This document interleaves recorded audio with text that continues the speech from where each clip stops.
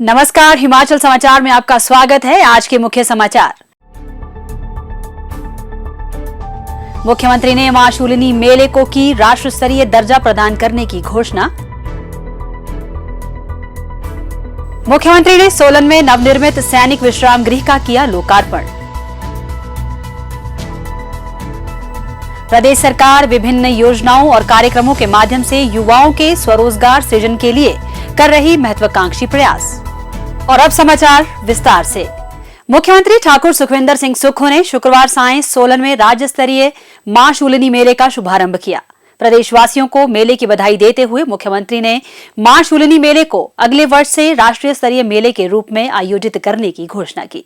सबसे पहले तो मैं मां शूलिनी माता के चरणों में अपना शीश नवाजता हूँ। देवी देवता हमारी संस्कृति है, हमारे हर घर में निवास करते हैं।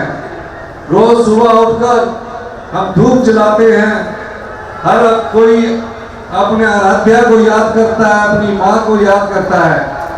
और मैं मानता हूँ कि इस मेले को राष्ट्रीय स्तर का घोषित किया जाना चाहिए। हमारी सरकार इस मेले को अगले वर्ष से राष्ट्रीय स्तर का घोषित करने की घोषणा करती है। ठाकुर सुखविंदर सिंह सुक्खू ने कहा कि इस वित्त वर्ष के लिए प्रदेश सरकार द्वारा प्रस्तुत किए गए बजट में समाज के सभी वर्गों की आवश्यकताओं को ध्यान में रखते हुए इसमें समृद्ध हिमाचल की परिकल्पना की गई है और यह आत्मनिर्भर हिमाचल की झलक भी पेश करता है। उन्होंने कहा, हिमाचल प्रदेश परिवर्तन के दौर से गुजर रहा है और 2 से 3 वर्षों के भीतर सरकार की कल्याणकारी नीतियां धरातल पर उतरेंगी। आज हिमाचल प्रदेश में आम जनता की सरकार है, आम लोगों की सरकार है। इसके लिए मैं सोलन की जनता का भी तहे दिल से धन्यवाद करता हूं, जिन्होंने सोलन में हमें 4 कांग्रेस को और 1 आजाद उम्मीदवार को सीट उपलब्ध करवाई है। इसके लिए मैं हमेशा आपका धन्यवादी रहूंगा।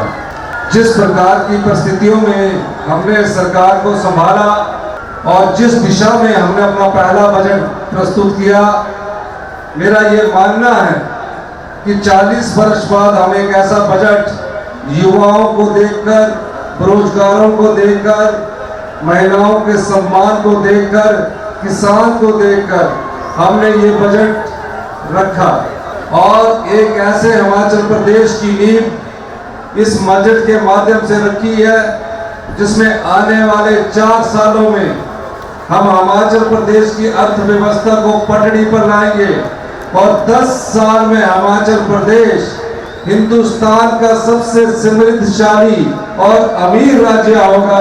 ये मैं आपको कहना चाहता हूँ। मुख्यमंत्री ने शूलिनी माता की पूजा अर्चना कर उन्हें नमन किया और राज्य की शांति और समृद्धि के लिए प्रार्थना की। इस अवसर पर उन्होंने मां शूलिनी मंदिर की वेबसाइट भी लॉन्च की और स्मारिका का विमोचन किया। इससे पहले ठाकुर सुखविंदर सिंह सुक्खू ने सोलन में 3 करोड़ 15 लाख रुपए की लागत से नवनिर्मित सैनिक विश्राम गृह का लोकार्पण किया। मुख्यमंत्री के सोलन आगमन पर लोग भारी उत्साह के साथ उनकी एक झलक पाने के लिए सोलन मॉल रोड पर एकत्रित हुए। लोगों ने मुख्यमंत्री के साथ सेल्फी भी ली।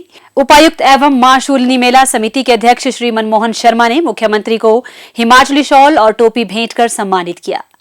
पहली सांस्कृतिक संध्या में पंजाबी गायक जस्सी गिल ने अपनी प्रस्तुति से दर्शकों को मंत्रमुग्ध कर दिया। प्रदेश सरकार विभिन्न योजनाओं और कार्यक्रमों के माध्यम से युवाओं के स्वरोजगार सृजन के लिए महत्वाकांक्षी प्रयास कर रही है। युवाओं को स्वरोजगार के पथ पर आगे बढ़ाने और कौशल विकास के लिए विभिन्न कार्यक्रम क्रियान्वित किए जा रहे हैं। सरकार द्वारा स्वरोजगार सृजन के लिए ऋण तथा अनुदान कार्यक्रम भी चलाए जा रहे हैं। जिला कुल्लू में पर्यटन की असीम संभावनाओं को देखते हुए कई युवा पर्यटन क्षेत्र में विकास कर सरकार द्वारा चलाई जा रही योजनाओं से स्वरोजगार की राह पर आगे बढ़ रहे हैं।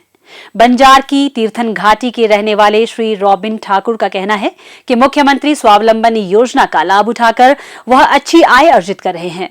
वह अपने पिता के साथ मिलकर कैंपिंग का कार्य कर रहे हैं। होटल मैनेजमेंट की शिक्षा ग्रहण करने के उपरांत उन्होंने 3 वर्षों तक बेंगलुरु में नौकरी की।